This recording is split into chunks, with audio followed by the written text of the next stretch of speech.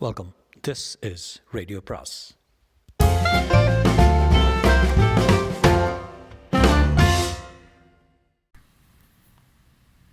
அனைவருக்கும் அன்பு வணக்கம். ஜெயமோகனின் கோட்டி அத்தியாயம் 2.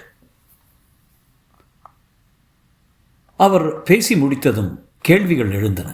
பூமேட, அப்போ சந்தையில் தோட்டி மட்டும் வேலை பார்த்தா போரும்னு சொல்லுதியா என்றார் ஒருவர். தோட்டி வேலை செய்யட்டும், ஆள் பத்தலைன்னா மற்றவன் வரட்டும் என்றார் பூமேடை. சிவப்பு துண்டு போட்ட ஒருவர், அப்போ பாரம்பரியமாக செய்கிற தொழிலை அவனவன் செய்யணும்னு சொல்லுதீரா? அதுதானே காந்தி சொன்னார் என்றார். பூமேடை அசராமல், ஆமாம் தோழர, காந்தி கக்கூச கழுவி பீய சுமந்தார். ஏன்னுனாக்கா அவர் தோட்டி சாதியில் பிறந்தவர்களா? ஆறுவே நீரு என்று அரை நிமிடம் அவரை நோக்கி கையை நீட்டிக்கொண்டு கோணல் சிரிப்புடன் நின்றார். எல்லாரும் தோழரை திரும்பி பார்த்தனர். சிலர் சிரித்தனர். தோட்டி அந்த வேலையை விடணுமன்னா அதை விட நல்ல வேலையை அவனுக்கு கொடும். இல்லாமல் அதையும் விட்டு போட்டு அவன் தெருவில் உட்காந்து உம்மை மாதிரி பிச்சை எடுக்கணுமா? நீர் சிவப்பு தாள் அச்சடித்து வச்சு சிந்தாபாதுன்னு சொன்னால் முதலாளி மாதிரி பிச்சை போடுவானுங்க. தோட்டிக்கு அதுவும் கிடைக்காதுவே. ஒருவன் உறக்க, பூமாடா, பீயாளில் நீர் போவும் என்றார். பூமேடை அதி கோபத்துடன் அவனை நோக்கி திரும்பி, ஆமால, தினம் என் பீயை நான் அள்ளிக்கிட்டு தானே இருக்கேன். தான் பீயை அள்ள இன்னொருத்தன் வச்சிருக்கப்பட்டவன் அடுத்த ஜென்மத்தில் பீயை தின்னு வாழற பண்ணியாகும். இது நான் உங்ககிட்ட சொல்லலை, உனக்கு அடுத்த ஜென்மத்துக்கிட்டே ஆகும் சொல்லதேன். பீல பண்ணி என்றார். கேள்வி கேட்டவன் உட்பட அனைவருமே சிரித்தார்கள். அவரை ஒரு கோமாளியாகத்தான் அனைவரும் பார்த்தார்கள். அவர் தீவிரமாக சொன்னதற்கெல்லாம் சிரித்தார்கள். அவரும் எங்கே நகைச்சுவையாக பேசுகிறார், எங்கே தீவிரமாக பேசுகிறார் என்று கண்டுபிடிக்க முடியாமல் பேசினார். பேச்சு 8 மணிக்கெல்லாம் முடிந்ததும் அவர் இறங்கி தன் பொருட்களை தானே சேகரிக்க ஆரம்பித்தார். நான் அவருக்கு உதவலாமா என்று சிந்தனை செய்தேன். பார்ப்பவர்கள் என்ன நினைப்பார்கள் என்று தோன்றியது. அவர் பெட்டிக்கடையில் ஒரு சோடா குடித்து அங்கே எடுத்துக்கொண்ட மின்சாரத்துக்கும் பணம் கொடுத்துவிட்டு சைக்கிளை உந்தியபடி செல்லும்போது டீ கடையில் நின்ற என்னை நோக்கி ஒரு சிரித்து விட்டு போனார். அடையாளம் காணாமலேயே.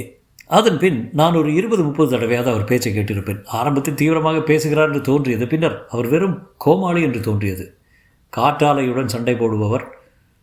கொஞ்ச நாளில் அப்படி அல்ல என்று தெரிந்தது. அவருக்கு நகரம் எங்கோ மௌனமாக எதிர்வினையாற்றி கொண்டு தான் இருந்தது. பெரும்பாலான மக்கள் பிரச்சனைகளை அவர்தான் ஆரம்பித்து வைக்கிறார். தவறுகளை அவர்தான் முதலில் சுட்டி காட்டுகிறார். அதை பாதிக்கப்பட்ட மனிதர்கள் எடுத்துக்கொண்டு அவர்கள் தளங்களில் செயல்பட ஆரம்பிக்கிறார்கள்.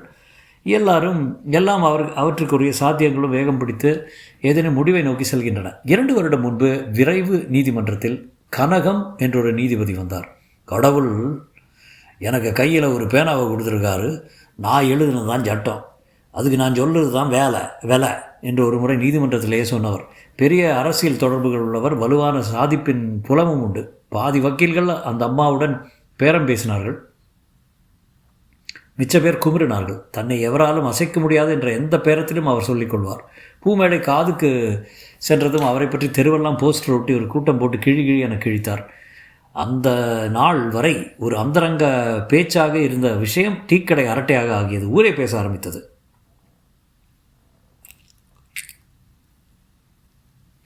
அந்த அம்மையார் தெருவில் நடக்க கூசினார்.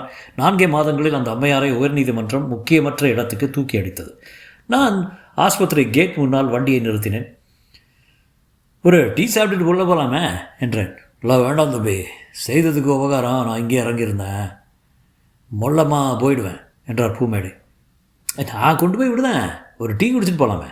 பூமேடை, சரி உங்கள் ஆசை, ஆனால் நீங்கள் வாங்கி கொடுத்தா நான் குடிக்க மாட்டேன், எனக்கு டீக்கு நான் பைசா கொடுப்பேன் என்றார். நான் தயங்கி நாவெடுக்க பூமேடை மறித்து, அது பூமேடை பைலோவில் இருக்குது பாருங்கள், ரூல் நம்பர் 8 என்று ஒரு காகிதத்தை பையிலிருந்து எடுத்து நீட்டினார்.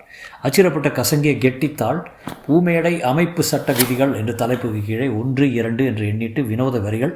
1 தொண்டு செய் குண்டு வீசு, 2 தேர்வுகொள் சோர்வு கொள்ளாதே, 3 தோட்டிக்கும் கோட்டிக்கும் நண்பனாக இரு என போயிற்று. 8வது வரி வாங்கி உண்ணாதே விற்று உண். மொத்தம் 20 விதிகள். கீழே தீர்மானம் நிறைவேற்றப்பட்ட நாள் 1948 அக்டோபர் 2ஆம் தேதி. பூமியுடன் கையெழுத்தும் இருந்தது. சாட்சிக்கு ஒரு 2 கட்டை விரல் மையொப்பங்கள். சுண்டன், குணமணி என்று யாரோ இருவர். நான் சிரிப்பை அடக்க வேறு பக்கம் பார்த்தேன். அவர், ஆனால் உங்களுக்கு டீ வாங்கி கொடுக்கறதுக்கு என்கிட்ட காசு இல்லை என்றார். கடைகள் நுழைந்து நான் 2 டீ என்றேன். பூமேடை, நீர்க்க தண்ணி விடுதாயி என்றபடி அமர்ந்தார். அவர் இழைப்பது போல மூச்சு விடுவதை கவனித்தேன். விற்று தின்னது சரி, இனிமேல் விற்கிறதுக்கு என்னமா இருக்குது என்றேன். இருக்குது, சைக்கிள், ஓல்டு மாடல், சூரத்தனமான ஐட்டம், 2ஆம் உலகப் போருக்கு போயிருக்கு என்றார். மைக்கு? அதெல்லாம் போன மாதமே காலி. அது இப்போ நாளை குலுக்கல்னு கத்துதில்ல. நான் கேட்டுட்டு சொன்னேன், குலுங்கணும்னா இன்றைக்கே குலுங்கணும், நாளைக்கு நீ இருப்பேன்னு என்ன கண்டேன்னு. நான், அப்போ இனிமேல் கூட்டம் போகிறதே இல்லை என்றேன். பூமேடை, விட்டுருவோமா? ஒரு மெகாஃபோன் இருக்குது, மணிமேடையில் நின்றுட்டு நான் பேசினா கேட்குறதுக்கு கலைவாணன் நின்றுட்டுருக்காரு. கையை பின்னால் கட்டிக்கிட்டு நிற்கிறதுனால கல்லை விட்டு அறிய மாட்டார், எவன் தடுக்கிறதுக்கு என்றார். அப்பனுமே சேர்த்த சிங்கிறதுக்கெல்லாம் ஒரு பொழப்பு இல்லை என்றேன். தம்பி, அவங்க என்ன உழைச்சா சேர்த்தாங்க? பாவப்பட்ட புலையனையும் சாம்பாவனையும் வேலை வாங்கி ஏச்சு சேர்த்தது தானே. வெயிலில் சம்பாரித்தது மழையில் போகிறது தானே நியாயம். உள்ளும் வகையான அறிவினை ஓவாதே சொல்லும், செல்லும் வாயெல்லாம் செயல்னு வள்ளுவன் சொல்லுகான் என்றார். நான் எரிச்சல் கொண்டு, அந்த குரலுக்கு இதுக்கு என்ன சம்பந்தம் என்றேன். சம்பந்தம் இருக்குன்னா குரலை எல்லோரும் சொல்லுகானுங்க. குரல்னாக்கா ஞாபகம் வர்ற இடத்துல சும்மா எடுத்து போடுறதுக்கு உண்டான ஒன்றாக்கு. எனக்கு கிட்ட கேட்குறைய கருணாநிதி கிட்ட கேட்பாரவே. டீ வந்தது. அவர் சத்தமாக உறிஞ்சி குடித்தார். தியாகி பென்ஷன் இருக்குமே என்றேன். எங்கே என்று சிரித்தார். 46 நான் முதல்ல ஜெயிலுக்கு போனது. யூனிவர்சிட்டி காலேஜில் படிக்கிற காலம். ஒரு நாளைக்கு காலம்புற போதேஸ்வரன் வந்தார், கேட்டிருப்பீங்க. நம்ம கவி சுகதகுமாரிக்கு அப்பா. அவர் சட்டம்பி சாமிக்க சிஷ்யராகும். நல்ல வெளுத்த தாடி, நீளமான கதர் சட்டை வெட்டி, காலேஜ் முன்னால் நின்றுட்டு பிரசங்கம் பண்ணுதார். அனல் கக்குத பிரசங்கம்ல நாங்கள் ஒரு 300-400 பயக்க கூட்டிட்டோம். டேய், பெத்த அம்மா துணி இல்லாமல் நிற்கா, உனக்கு எது கிடையாது படிப்புங்கிற தலைப்பாகன்னுட்டார். கேட்டுட்டார். அப்போ இறங்கின வந்தேன். பின்ன பல இடங்களில் போராட்டம். நாகர்கோவிலில் சத்தியாகிரகம் பண்ணதுக்கு நானும் தேரூர் சிவம்பிள்ளையும் ஈத்தவிழ அர்ஜுன நாடாரும் எல்லாம் சேர்ந்தாக்கும் அரெஸ்ட் ஆனோம். அவர் தொடர்ந்தார். அப்போ இப்போ உள்ள ஜெயில் இல்லை, இப்போ முத்து தேட்டர் பக்கத்தில் உள்ள தீயணைப்பு ஆஃபீஸாக்கும். அன்றைக்கி போலீஸ் ஆஃபீஸில் கோர்ட்டும் அதுக்கு பக்கத்தில் உள்ள ஷெட்டுகளுக்கும் ஜெயிலு. என்னையும் 8 பேரையும் கையை துணி வச்சு கட்டி நடக்க வச்சு கொண்டு போகிறானுங்க. அப்போ எங்கள் கூட வந்தவர் ஒரு இன்ஸ்பெக்டர். அவருக்கு பேர் நாராயணன் நாயராகும். பிறகு அவர் சுதந்திர தமிழ்நாட்டில் போலீஸில் எஸ்பி ஆகி ரிட்டையர் ஆகினார். என்னை எங்கே பார்த்தாலும், டே பூமாடை, என்னடே மரியாதை இருந்தால் தாய்லி நினக்கு கொள்ளாம்னு சொல்லுவார். காந்தி பேச்சை கேட்டு அப்போவுமே மரியாதை அவுத்தாச்ச ஏமானேன்னு நான் சொல்லுவேன். அவர் என்ன பண்ணினாருன்னு ஒரு மாட்டு சட்டையை வச்சு போகிற ஆளுகளை அடிச்சுட்டே வராரு. ஒன்றும் செய்யாமல் சும்மா சந்தைக்கு போகிறவனை எதிர்த்தாப்பில் ஒரு மீங்கார கிளவி வர்றா, இவர் அடிக்க போகிறாரு. என்னால் சும்மா இருக்க முடியல. எதுக்கு அடிக்கிற? அடிக்கணும்னா என்ன மாதிரி? அதுக்குன்னு வந்தவனை அடிக்கும் வேன்னு சொன்னேன். அடித்தா நீ என்னடா செய்வேன்னாரு. அடித்து பாருங்க வேன்னு கிளவி அடிக்க போனார். கிளவி ஒன்று சத்தம் போட்டா நான் மாட்டுக்காரன் மாதிரி ஹை ஹை ஹை ஹைன்னு சத்தம் கொடுத்தேன். 2 மட்டும் ஓங்கினார். நான் மறுபடியும் ஹை ஹை ஹை ஹைன்னு சத்தம் கொடுத்தேன். 2 மட்டும் ஓங்கினார். என்ன, நான் ஹை ஹைன்னு சொன்னதை கேட்டு மற்றவங்க சிரித்து விரையில் கேர் எடுத்து கோலநாயராக்குமே. வண்டிக்காரன் சொன்னால் இப்படியே சாட்டையை தூக்கி போட்டுட்டு அப்படியே என்னைய நடுத்தரு மண்ணில் போட்டு மிதிக்க ஆரம்பிச்சிட்டாரு. அடித்து கையை பிடிச்சி மண்ணில் இழுத்துக்கிட்டே போகிறாரு. வேட்டியும் கோமனும் உருவி போச்சு. துணி இல்லாமல் போகிறேன். அப்போ நான் சட்டையெல்லாம் போடுறதில்ல. கொண்டு போய் தெருவில் திருடின பிச்சைக்காரனை எழுதி உள்ளே தள்ளிவிட்டார். கோர்ட்டு முற்றத்தில் நான் சிவம்பிள்ளை பக்கத்தில் கிடந்தேன். உடம்பெல்லாம் மண்ணும் சாக்கடையும். அவருக்கு நம்மளை அடையாளமே தெரியல. நான் போதை வந்து எந்திரிச்சு இருக்க ஒரு நாள் ஆகிப்படுத்து. 4-5 நாள் கழித்து தான் சிவம்பிள்ளை என்னை பார்த்தார். எம்பி நாயுடு வந்து பேசினார். பொலிட்டிக்கல் செல்லுக்கு மாற்றிடலான்னு சொன்னாங்க. அவங்க மனு சொல்லி நம்மளை ஒருத்தர் வந்து விசாரித்தார். நல்லா பழுத்த பிள்ளைவாள், நெத்தியில் விபூதி குங்குமம், ஆள் வேறு யாரும் இல்லை. நம்ம அணைஞ்ச பெருமாள் டாக்டருக்கு அப்பா மந்திரம் பிள்ளை தான். எல்லாம் கேட்டு எழுதிட்டு எதுக்கும் உறுதி பண்ணிக்கலாம்னு மெல்லமாக நீரிய என்னவே ஆள் புள்ளமாரா என்றார்.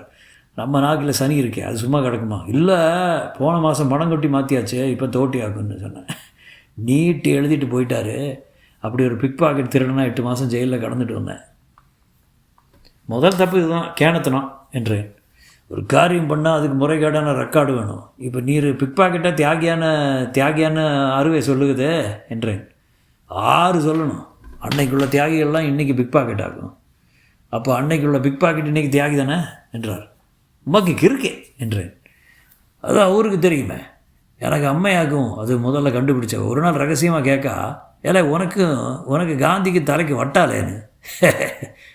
நான் அவரை பரிதாபமாக பார்த்து, உங்கள் நிலைமையில் சிரிப்பு என்ன என்றேன். நான் சிரித்தது அது காட்டல, ஜெயிலில் நம்மளை பார்த்துக்க வார்டர் மாதிரி சட்டையை ஒரு தடவை ஜாக்கிரதையாக தொட்டுட்டு போவானுங்க.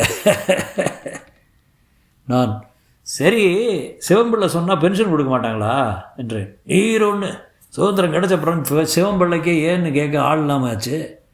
பிறகு 53 நேசமணி தானிலங்க நாடார் கூட சேர்ந்துட்டு தாய் தமிழக போராட்டத்தில் குதித்தேன். அப்போவும் மறியல். சந்தோஷமான விஷயம் என்னன்னா, அதே நாராயண் நாயராகும் என்னையும் அடித்தது. அவருக்கு ப்ரமோஷனு அடித்து இழுத்து வேனில் போட்டார். சரி பழைய ஆளாகுமே, ஒரு மரியாதை நல்லதாகுமேன்னு அவர்கிட்ட என்னவே நல்லா இருக்கிறான்னு கேட்டேன். அதுக்கும் அடித்தார். நேராக கோர்ட்டில் கொண்டாந்து நிப்பாட்டினாங்க. இது நம்ம சுதேசி கோர்ட்டு. மேலே சீலிங் ஃபேன்லாம் உண்டு, காந்தி படம் இருக்குது. மண்ணு தின்றப்ப பிடிப்பட்ட பிள்ளை மாதிரி சிரிக்கிறாரு. மற்றபடி அதே டவாலி, அதே பழைய பேப்பரு, அதே சட்டம். ஒரு ஐயராகும் ஜட்ஜு பழைய தண்டனையை பார்க்குறாரு. பிரிட்டிஷ் சர்க்கார் நடைமுறைகளை அப்படியே ஃபாலோ பண்ணணும்னா சுதேசி சர்க்காருக்கு சட்டம். சரின்னு இவரும் வழிபயிற்சி முயற்சின்னு போடான்னுட்டார். சும்மா சொல்லப்படாது. அரசியல்னு உள்ளே போகிறத வழிப்பறின்னு உள்ளே போனால் அங்கே உள்ள பிரஜைகள்கிட்ட ஒரு தனி மதிப்புண்டு. சாம்பாரில் உள்ள காயெல்லாம் பொறுக்கி நம்ம தட்டில் போட்டு தின்னும் வேயின்னு சொல்லுவானுங்க. எடலாக்குடி கசாப் கடை காதருக்க அப்பன் மொய்தீன் கண்ணு நம்ம ஜெயில் தோசாகும். இரட்டை கொலை சாவது வர வந்து நம்மக்கிட்ட நல்லது கெட்டது பேசி டீ குடிச்சிட்டு தான் போவார். நல்ல மனுஷன். நேசமணி சொன்னால் மொழிப்போர் பென்ஷன் வருமே, அவர் சொன்னால் வந்துடுமே, நான் சொல்ல வேண்டாமா? ஒரு நாளைக்கு சிதம்பரநாதன் கொட்டாரத்தில் வந்து என்னை பார்த்தாரு. வேய் ஆனது ஆச்சு, நீர் தெருவில் நடந்து செத்தா எங்களாக்கும் மானக்கேடு, ஒரு பென்ஷனுக்கு மட்டும் கையெழுத்து போடும், மிச்சத்தை பெரியவர் பார்த்துக்கிடுவாருன்னாரு. பெரியவர் இப்போ ஆனை மேலே கேறியாச்சே, ஆனைக்கு அடியில் கண்ணு தெரியாதான்னு கேட்டேன். சரி அரசியலை விடும், இதுமா சர்க்காருக்கு கொடுக்கப்பட்ட காசு வைனாரு. நான் சர்க்காரு காசு வாங்குறவன்லாம் லஞ்சம் வாங்குகிறான், இந்த சர்க்காரு காசு வாங்கினா நானும் லஞ்சம் வாங்கலாமா ஓய்ன்னு கேட்டேன். வாங்கலாம்னு ஒரு லெட்டர் எழுதி கொடுத்தா கையெழுத்து போடுறேன்னு. பாரபட்சம் இருக்கக்கூடாதுல்ல. சர்க்கார் பியூனுக்கு நாம் குறைஞ்சு போனால் பிறகு காந்தி தொப்பிக்கு என்ன மரியாதை? தலையில் அடித்து நாசமாக போகும் வைன்னு சொல்லிட்டு எந்திரிச்சு போனார். கொழுப்பு வை உமக்கே என்றேன். உண்மை மேலே மரியாதை இருக்கனாலும் வந்து கேட்குறாரு, அது நீர் மதிக்கணும்ல. அந்த தப்புக்காக தான் நீக்கும் இப்போது தெருவும் திண்ணையுமா நிற்கிறீரு என்றேன். தம்பி இது பட்டினத்தார் நின்ன தெருவு இல்லை. நான் இல்லை தெரியாமல் கேட்கேன். நேசமணி உமக்கு பெரியவர் இல்லை, ஒரு அவரை போய் பார்த்துருக்கணும் நீர். பூமேடு, நாம் வேறு ஆள். காந்தியில் 2 காந்தி உண்டு, ஒன்று சர்க்கார் காந்தி, இன்னொன்று தோட்டி காந்தி. நம்ம ஆள் தோட்டி காந்தியாக்கும். அடுத்த வாரம் கோர்ட்டு வாசலில் ஒரு கூட்டத்தை போட்டு நேசமணி ஒரு மணி நேரம் சாத்தினேன். விட முடியாதுல்ல என்ன?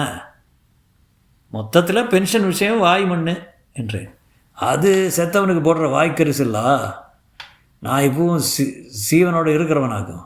ஏய் காந்திக்கு பென்ஷன் கொடுத்தா வாங்கிட்டு இருப்பாரா என்றார். எனக்கு அது புரியவில்லை. ஏய் வேலையை நிப்பாட்டி ஓய்வு பெற்றா தானே பென்ஷனு. நாம் இப்பவும் சர்வீஸில் இருக்குதானாமே. இப்போ காங்கிரஸ்காரங்க எப்படி ட்ரீட்மெண்ட்டுக்கு சில்லறை வரலதும் கொடுப்பானுங்களா என்றேன். கன்னியாகுமரி காங்கிரஸ் அடக்கி ஆண்ட நேசமணிக்கு வாரிசுகள் இன்றைக்கும் நடந்தாகும் போகிறானுங்க. இப்போ உள்ள காங்கிரஸ் ஆஃபீஸில் தரையை தொடச்சவன் காண்டசா ப்ளஸர் காரில் போகிறான் என்றவின். டீ என்ன விலை என்றார் பூமேடை. 1.5 ரூபா குறைக்க மாட்டியா என்றபடி 1.5 ரூபாய் எடுத்து கொடுத்தார். நான் என் பணத்தை கொடுத்தேன். வெளியே வந்ததும், சரியா அப்போ பார்ப்போம், அடுத்த வாரம் ஒரு கூட்டம் இருக்குது, இந்த கன்னியாஸ்திரிகளை அழுகிப்போன காய்கறிகளை வாங்கிட்டு போய் அநாத பிள்ளைக்கு கொடுக்குறாளுங்க, கேட்க நாதி இல்லை நாட்டில் என்றார். தொடரும்.